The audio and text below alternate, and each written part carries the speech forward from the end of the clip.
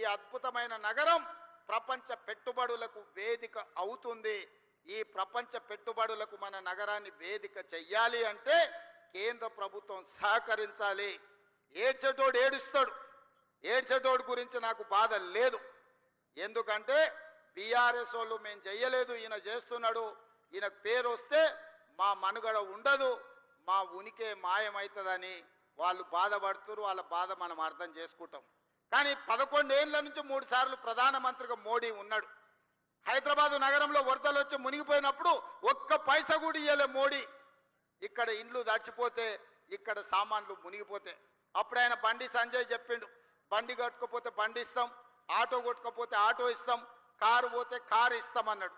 తర్వాత అడిగితే మీకు ఇన్సూరెన్స్ ఉంటుంది కదా తెచ్చుకోపోండి అన్నాడు. ఇది వాళ్ళ నీతి. అందుకే ఇవాళ మీరు నిధులు తెస్తారా లేకపోతే గుజరాత్కే వలసపోయి అక్కడనే బతుకుతారా అని నేను అడగదలుచుకున్న కిషన్ రెడ్డి గారిని. నువ్వు హైదరాబాదు నగరం గురించి, అభివృద్ధి గురించి నా సంగతి వదులు. సికింద్రాబాద్ ఎంపీ కదా, నీ దగ్గర ఏం ప్రణాళిక ఉందో చెప్పు. కిషన్ రెడ్డి గారు సూటిగా మిమ్మల్ని అడుగుతున్నా, మూసి ప్రక్షాళనకు కేంద్ర మంత్రిగా కేంద్ర ప్రభుత్వంలో ఉన్న నువ్వు మూసి ప్రక్షాళనకు నీ దగ్గర ఉన్న ప్లాన్ ఏంది, యాక్షన్ ప్లాన్ ఏంది, కేంద్రం నుంచి ఏం నిధులు తీసుకొస్తావు? నెంబర్ 1. నెంబర్ 2, హైదరాబాద్లో రద్దీ పెరిగిపోయింది, ట్రాఫిక్ జాములు పెరిగిపోయినాయి. దీన్ని ఎదుర్కోవాలంటే మెట్రోను విస్తరించుకోవాలి. విస్తరించే మెట్రోకి నీ విధానం ఏంది, నిధులు ఎన్ని మోడీ నుంచి అడిగి తీసుకొస్తావో తెలంగాణ ప్రజలకు చెప్పు. అదేవిధంగా హైదరాబాదు నగరంలో ఫ్లైఓవర్లు కట్టాలి. అది జూబ్లీహిల్స్ చెక్ పోస్ట్ కావచ్చు, 45 కావచ్చు, అదేవిధంగా ఆరంగఢ్ కావచ్చు, మెహదీపట్నం చౌరస్తా కావచ్చు, ఉస్మానియా హాస్పిటల్ కావచ్చు, లేకపోతే నింబోలి అడ్డ కావచ్చు, ఉప్పు గూడ కావచ్చు, గౌలి గూడ కావచ్చు. వీటన్నిటికీ నువ్వు తెచ్చే నిధులేంది, నీ దగ్గర ఉన్న విధానం ఏంది, నీ యాక్షన్ ప్లాన్ ఏందో కేంద్ర ప్రభుత్వంగా, కేంద్ర మంత్రిగా, ఈ సికింద్రాబాద్ పార్లమెంట్ సభ్యుడిగా నీ ప్రతిపాదనలేంటివి, కేంద్ర ప్రభుత్వం నుంచి నువ్వు తెచ్చే నిధులేంటివో ప్రజలకు జవాబు చెప్పు కిషన్ రెడ్డి గారు. మేము ఏం చేస్తామన్నా దాన్ని అడ్డుకుంటామని నువ్వు అంటున్నావు. మంచిది, నా ప్రణాళికలు నీకు నచ్చలేదు, నువ్వు అడ్డుకుంటా అంటున్నావు కదా. 6 నెలలు నేను ఊరుకుంటా, నువ్వేం చేస్తావో చెప్పు, ఏం తెస్తావో చెప్పు. మోడీని తీసుకురా, 1,50,000 కోట్లు మోడీని ఇప్పించు. 10 లక్షల మందితో పరేడ్ గ్రౌండ్లా తెలంగాణ సమాజాన్ని అంతా పిలిచి మోడీని నిన్నిద్దరిని నేను సమానం చేస్తా. అధికారికంగా నిన్నక్కడ పరేడ్ గ్రౌండ్లో 10 లక్షల మందితో సన్మానం చేసే జిమ్మేదారి నేను తీసుకుంటా. కిషన్ రెడ్డి గారు, మోడీ నుంచి 1,50,000 కోట్లు మన నగరానికి తీసుకురా. నాకేం బేసిజాలు లేవు, నాకు నగరం అభివృద్ధి చేయడమే, ఈ రాష్ట్రాన్ని అభివృద్ధి పదం వైపు నడిపించడమే. ఈరోజు ఢిల్లీ చూసినా, ముంబై చూసినా, బెంగళూరు చూసినా, చెన్నై చూసినా, కలకత్తా చూసినా కాలుష్యంతో నగరాలు అతలాకుతలం అయిపోయినాయి. ఇవాళ టీవీలు పేపర్లు చూస్తే అక్కడ నివసించలేని పరిస్థితి ఉంది. ఆల్రెడీ స్కూల్స్కు హాలిడేస్ ఇచ్చిండ్రు, అక్కడ ఉండేటోళ్లను ఆ పట్టణం వదిలి ఇతర ప్రాంతాలకు పోయి ఉండమంటుర్రు.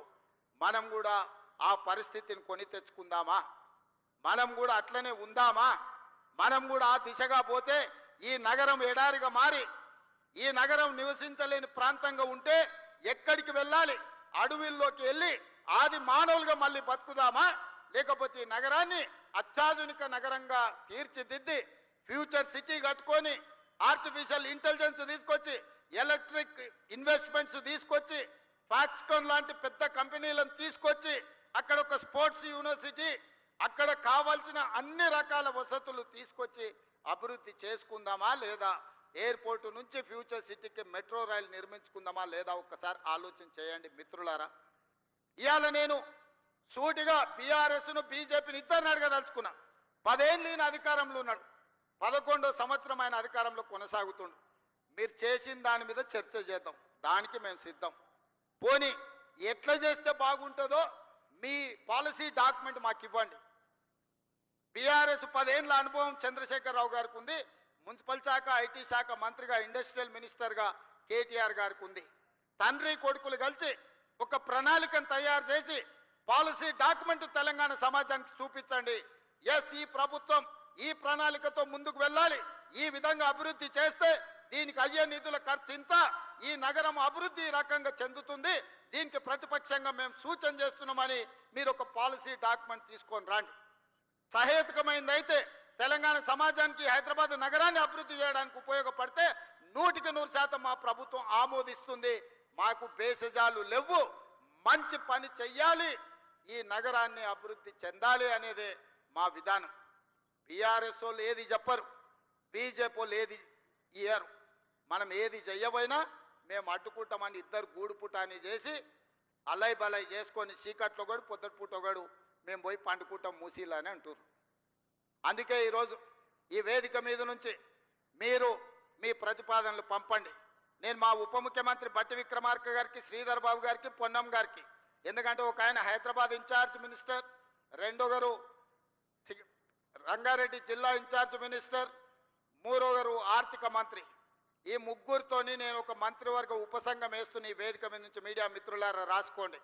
అఖిలపక్ష సమావేశాన్ని మా ఉప ముఖ్యమంత్రి గారి నేతృత్వంలో అఖిలపక్ష సమావేశాన్ని ఏర్పాటు చేస్తాం. బీఆర్ఎస్ వాళ్ళు వాళ్ళ పాలసీ డాక్యుమెంట్ తీసుకొచ్చి చర్చించండి. బీజేపీ కిషన్ రెడ్డి కేంద్ర మంత్రిగా మీరు ఏం పాలసీ నగరాన్ని అభివృద్ధి చేయడానికి తెలంగాణ నిధులకు తీసుకొస్తారో అఖిలపక్ష సమావేశాన్ని ఈ వేదిక మీద నుంచి మా ఉప ముఖ్యమంత్రి గారిని నేను రిక్వెస్ట్ చేస్తున్నా. మిమ్మల్ని అఫీషియల్లీ క్యాబినెట్ సబ్ కమిటీ కింద, క్యాబినెట్ సబ్ కమిటీ మినిస్టర్స్గా వీరి ముగ్గురిని నేను నియమిస్తున్న ఈ వేదిక మీద నుంచి నేను ఆదేశాలు ఇస్తున్న చీఫ్ సెక్రటరీ గారికి. తక్షణమే ఈ ఆర్డర్ రిలీజ్ చేయండి. వారు అఖిలపక్ష సమావేశాన్ని ఏర్పాటు చేస్తారు. మొదట బీజేపీ వాళ్ళు వాళ్ళ ప్రతిపాదన దేండి, తర్వాత బీఆర్ఎస్ వాళ్ళు దేండి.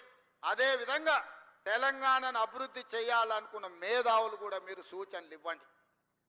సంవత్సరం పూర్తి చేసుకున్న సందర్భంగా భవిష్యత్ కార్యాచరణను మనం నిర్ణయించుకుందాము. ఏ విధంగా బాగుపడతామో ఆలోచన చేసుకుందాము. మనం బాగుపడడానికి ఎవరో వచ్చి ఏది చెయ్యరు, ఎవరో వస్తారని ఏదో చేస్తారని చూసుకుంటూ కూర్చుంటే ఈ నగరం వరదల్లో మునిగిపోతుంది, కాలుష్యం ఆవహిస్తుంది. ఆ తర్వాత కాపాడడానికి కూడా ఎవరు ఉండరు, ఎవరు రారు. అందుకే బాధ్యతతో, బాధతో అద్భుతమైన హైదరాబాదు నగరం ఈ రకంగా దెబ్బ తినడం, కాలుష్యం ఎంత పెరిగిపోతుందో చదువుకున్న యువకులారా మీరు ఆలోచన చేయండి. ఈ కాలుష్యాన్ని తగ్గించాలి అంటే చెరువులను కాపాడుకోవాలి, నాలాల ఆక్రమణలను తొలగించాలి, కుంటలను పునరుద్ధరించాలి, మూసీ నదిని పునరుజ్జీవింపజేయాలి, మూసీలో కొట్టుకుపోతున్న శవాలను, అక్కడ ఉన్న కలేబరాలను తొలగించాలి, ఇండస్ట్రియల్ పొల్యూషన్ మూసీలో కలుపుతున్న దాన్ని నియంత్రించాలి. ఈరోజు మూసీలో పారే నీళ్లు, గోదావరి జలాలు మూసీలో పారాలి. తద్వారా హైదరాబాదు నగరం యొక్క కాలుష్యం తగ్గుతుంది, ఈ నగరం అద్భుతంగా అభివృద్ధి చెందుతుంది. ప్రపంచ పర్యాటకులను మనము ఆకర్షించాలి అంటే రీజనల్ రింగ్ రోడ్డు రావాలి, మెట్రో రైలు విస్తరించాలి, మూసీ అభివృద్ధి జరగాలి, ఫ్లైఓవర్లు కట్టుకోవాలి, హైదరాబాదు ప్రజలకు కృష్ణా గోదావరి జలాలు తాగడానికి తేవాలి, 24 గంటలు పని కల్పించాలి. ఆటోలు నడుపుకునే వాళ్ళ నుంచి ట్యాక్సీలు నడుపుకునే వరకు, చిన్న చిన్న చాయ్ బండి నుంచి పెద్ద పెద్ద హోటళ్ళ వరకు పరిశ్రమ అభివృద్ధి చెందాలి అంటే పర్యాటకులు పెరగాలి. పర్యాటకులు పెరగాలి అంటే మౌలిక వసతులు అధునాతనంగా ఉండాలి. ఆ విధానానికి మా ప్రభుత్వం కట్టుబడి ఉన్నది. ఆ దిశగా మేము ప్రయత్నం చేస్తున్నాము. బీజేపీ బీఆర్ఎస్ వాళ్ళు మా మంత్రివర్గ ఉపసంఘానికి అఖిలపక్ష సమావేశంలో వచ్చి మీ ప్రతిపాదనలు ఇవ్వండి. మేము ఏది చేస్తామన్నా మీరు అడ్డుకుంటామనేదే మీ విధానం అయితే అట్లా కుదరదు. గతంలో మీరు చేసింది కొన్ని తప్పులు చేసిరు, ఎన్నో అప్పులు చేసిరు. గతంలో ఏందా అని వెనక్కి తిరిగి చూసినాం అన్నెప్పుడో. వాళ్ళు పెడబొబ్బలు పెడుతుంటారే, వాళ్ళు ఏమైనా మంచి చేస్తే మేమన్నా తప్పు చేస్తున్నాం అని చూస్తే ఏం లేదు. అడగోలుగా తప్పులు ఉన్నాయి, కొండంతా అప్పులు ఉన్నాయి. ఈ రెండు తప్ప గత ప్రభుత్వం చేసింది నాకు ఎక్కడ కనిపించలే. మరి అధికారం కోల్పోయినాక ఏమైనా జ్ఞానోదయమై ఏమన్నా ఆలోచనలు మారి ఏమన్నా అద్భుతమైన సూచనలు మా ప్రభుత్వానికి చేస్తామంటే నాకేమీ అభ్యంతరం లేదు. మా బట్టి విక్రమార్క గారు మా మిత్రుడు, మీకు అందుబాటులో ఉంటాడు. వారికి సహాయంగా శ్రీధర్ బాబు, పొన్నం ప్రభాకర్ గారు ఉంటారు. మీరు ప్రతిపాదనలు ఇవ్వండి. ఈ ప్రభుత్వం ప్రజాప్రభుత్వం, ప్రతిపక్షాలను గౌరవిస్తుంది, ప్రతిపక్షాల సలహా సూచనలు తీసుకుంటుంది. మీరు ఇవ్వండి, మన రాష్ట్రాన్ని అభివృద్ధి చేసుకుందాం. అంతే తప్ప అడ్డుకుంటామని అంటే అడ్డుకోవడం అనేది సమాధానం కాదు. అడ్డుకుంటే అడ్డుకునే వాళ్ళని ఎట్లా అడ్డుకోవాలనో అంతో ఇంతో తెలిసిన వాళ్ళమే. ఎందుకంటే ఇవన్నీ చూసుకుంటేనే ఇంత దూరం వచ్చినాం, చూడకుంటూ వచ్చినాం మిత్రులారు, మీకు తెలుసు కదా. ఇవన్నీ చూడకుంటేనే ఇంత దూరం వచ్చినాం మేమందరం ఏమన్నా తాత పేరు నాయన పేరు